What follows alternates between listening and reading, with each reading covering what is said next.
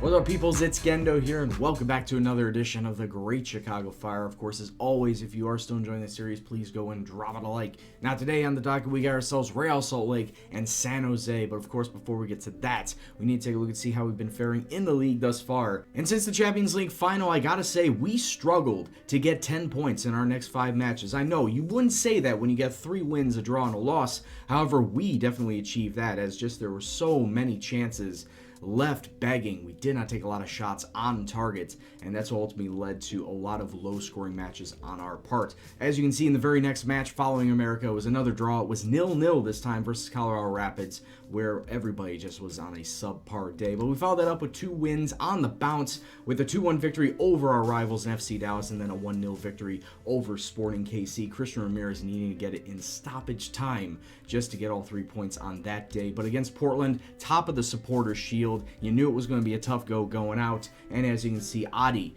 with a hat-trick giving Portland the 3-0 lead. But then we bounced back with a 2-1 win over Minnesota United, with Akam and Schweinsteiger getting the goals on the day. And like I said, as you can see, a lot of these goals coming late in these matches, and a lot of the winners coming late in these matches. We were just not clinical enough with our shots. We were getting a lot of shots, just not putting a lot on target. But all things considered, we are still first place in the Eastern Conference and second place behind Portland in the Supporters' Shield. As you can see, they have 33, we have 30. But if you take a look at Columbus and DC United in the conference, if they win all of their matches in hand, we only have a 1-point lead on them. So yes, it's not as dominant as it was the last couple of years. We are still in first though, and that's all that matters. And with no injuries to speak of, let's get into the match today versus Real Salt Lake. It's away from home, and this is the lineup we are going to use. Johnson, of course, being in net. Ramos, Merrick-Kappelhoff, and Vincent along the back line, with Ferreira, the defensive mid, Guarin, and Schweinsteiger taking over center mid roles. Akam and Grella are out on the wings this time because Kevin Molino is away on international duty, so I had to make that switch up. And then Michael Deleuze sitting up top because we need a proven goal scorer. And so far, him getting 8 goals and 8 isn't on pace like what he had last year, but he is still the main man to go out there and get the goals. I don't have a lot of faith in Christian Ramirez just yet to give him a start, but he'll come off the bench when we need him. So let's go kick off, see what happens, and hope for a win versus a near bottom of the table team. Admittedly, Christian Ramirez does have 6 goals in his 10 matches played, but you can't really sway me taking him out and replacing Deleuze just because Deleuze knows this team back to front. So far, not a lot of highlights in this match, but a great free kick up to David Akam, but he smacks into the goalkeeper. And it's also nice to see us continuously get these attacking chances. We have had 4 shots on target out of 4, which is good for us, but now we need to pot the ball into the back of the net. 33 minutes gone now. Martinez for Salt Lake coming through. He gets past Vincent, inside to Juan Agudelo. He smacks it off the crossbar, and then Ibarra. 2 minutes left to go in this. Oh my God, and Will Bruin come inside. Good save by Johnson.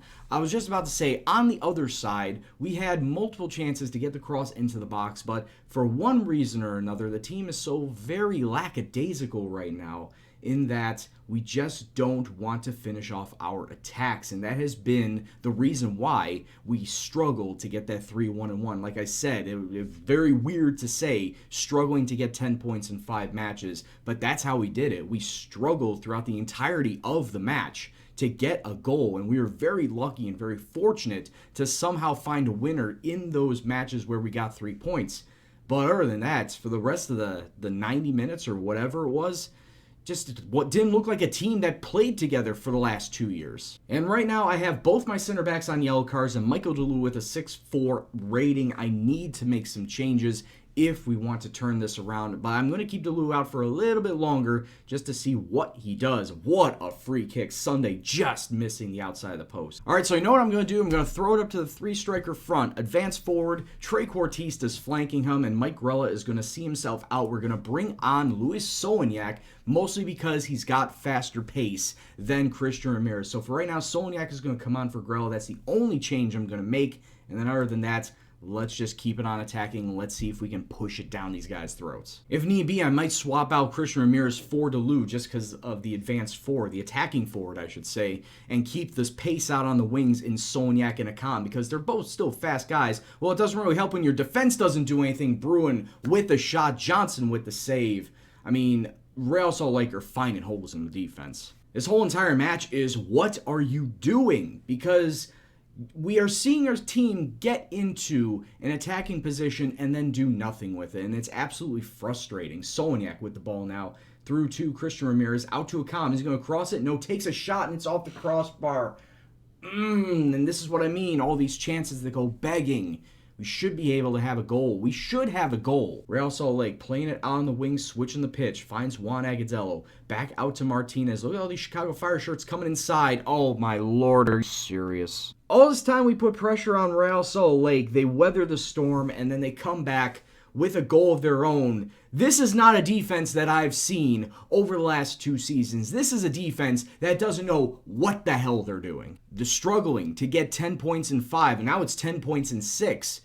I mean, this team doesn't want to play the way I set them up to play over these last 2 years. And no, we're not good enough on the day. I'm going to give them a right Balkan. Hopefully, against San Jose, we can turn around and actually get ourselves a win, get ourselves back on the right track. I don't want to all of a sudden turn around and be an up and down team, roller coaster team. So there has in fact been a new trade made on the Chicago Fire front. We have dealt Matt Polster, former defensive mid, to Toronto FC for next year's first and second round draft picks. Now, as I said before, drafting, not my thing. But if I can stockpile enough draft picks, I can use them as bargaining chips for anybody that I would want to bring in, player-wise, proven player-wise. So it's not a bad thing that we're getting rid of Matt Polster. He has said he wants first-team football, so this was a win-win situation for both teams. He's going to get the first-team football, Toronto. I get some bargaining chips for some players. Also, we get what I would consider a fairly easy draw in the United States Open Cup. We're taking on Minnesota United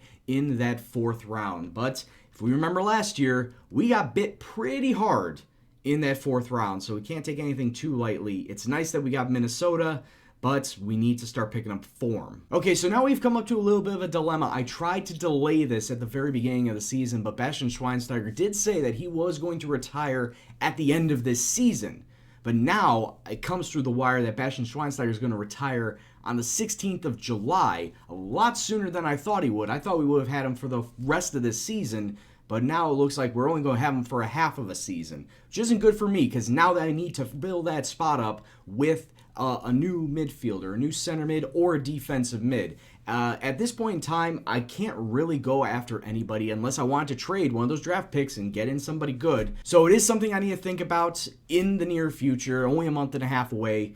But it's very unfortunate that I thought I would have had him for this whole season, not just a half a season. Right now, back again with the second match of this episode. We're traveling away to San Jose, and we're making a little bit of a change up to this lineup. Not too different, but subtle enough that there is some mentality change. There is a little bit of a leadership change. So Sean Johnson still staying between the sticks. Ramos, Kapelhoff, Opara, Chris Hall along the back line. Pedro Ferreira, the defensive mid. Guarin and Discarud are sitting in the center mid spots. Kevin Molino's back. He's sitting there on the left with the Com sitting on the right. And Christian Ramirez is going to be a lone striker up front. Got to give a little bit of shake up here in this striker role. Because like I said, if Dulu's not doing it, got to give it to Christian Ramirez to see what he can do.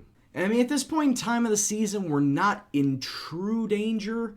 Well, I mean, we're still first place in the conference. We did slip a little in the Supporters' Shield. We're now down to 3rd there, but overall, can't really say that we're in any sort of peril of not making a playoff spot. Corner kick, Guarin. He's been doing very well since coming to the Fire. Guarin has been doing extremely well as our corner kick man. San Jose trying to push forward now. Guarin with a nice interception. Ramirez with the ball, and we can lead a charge here. Mix out to Molino. Has to play it back, though. Ferreira up to Mix. Gets it taken off of him, but gets it right back. Ramirez through to Molino. Turn and shoot, my son. Oh, wow, how did you miss that? This isn't going to let me go, is it?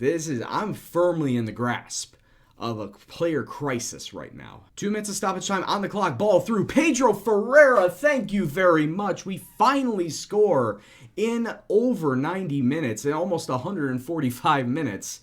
if you don't count the win versus Minnesota. But hey, we got ourselves a goal and we got ourselves a lead. Taking a look at this once again, Ramos with the free kick from very deep. Pedro Ferreira takes it down, gets it past a man, one-times it past the goalkeeper, and we got ourselves right before halftime a 1-0 lead. I mean, finally, right? Something good goes our way in the form of a decent goal by a decent person, but that's not something that we need to lay our laurels on or rest our laurels on, or however the phrase goes, because we need to come back out. We need to come out striking.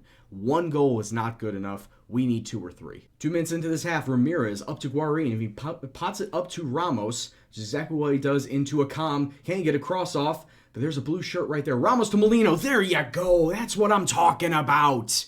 Get the confidence back, get the form back, and the goals will come with it. 3 minutes into the half, it's 2-0 to the Fire. Some great movement here. Honestly, though, not by a but the ball falling to Ramos was very fortunate. Gets it into Molino, who does take a touch off the goalkeeper, but not enough to parry it away. It's 2-0 to the Fire. Time is now starting to tick away. 15 minutes gone. Guarin way over the bar. I mean, decent effort from about 22 yards out, but not good in the end. Top of the box, Schweinsteiger, way off the mark. I mean, I thought Guarin's was bad. Schweinsteiger's was worse. And the referee should be blowing his full-time whistle after this attack. Decent crack from Molino, but ultimately picked up by the San Jose goalkeeper. He's going to give it a boot, and the ref will blow his whistle. It's full-time, Chicago 2, San Jose 0. So at least we get something out of today, getting the 3 points. Let's take a look and see where we are in the standings after saying, it was an okay game, lads. 2-0. I'll take it. Eichel Parra injured for 7 to 10 days. Not too worried. He's only going to be out of match. So this is what the calendar looks like going forward. And there are a couple of dates that you do not see, which I will be going over and explaining in just a bit. But what you do see is the 4th round of the U.S. Open Cup right here. If we get past Minnesota, the 5th round will take place in between Philadelphia and Atlanta United because there's a 2-week gap in between both of those matches. So it would slot in very nicely.